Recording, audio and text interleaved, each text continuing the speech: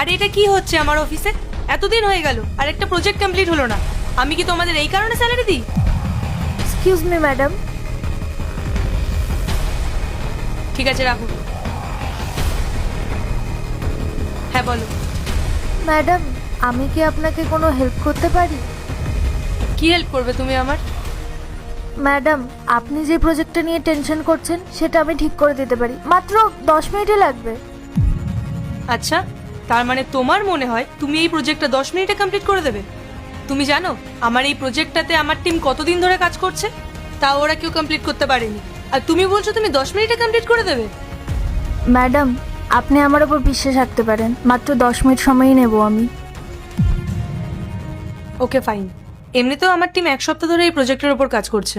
তোমাকেও না হয় আমি 10টা মিনিট টাইম দিলাম, এসো।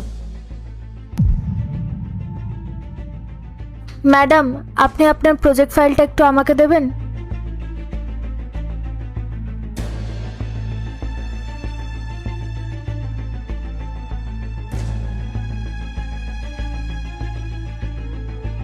ম্যাডাম, এটার জন্য আপনার কম্পিউটারটা আমার একটু প্রয়োজন। ঠিক আছে, এসো।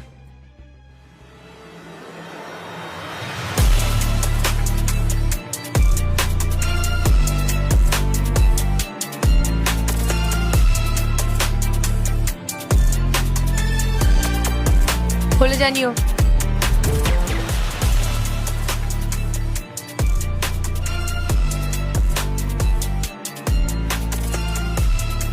ম্যাডাম, কমপ্লিট হয়ে গেছে, আপনি একবার চেক করে নিন।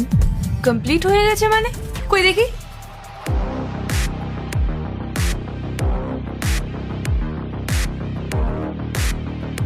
তুমি বসো।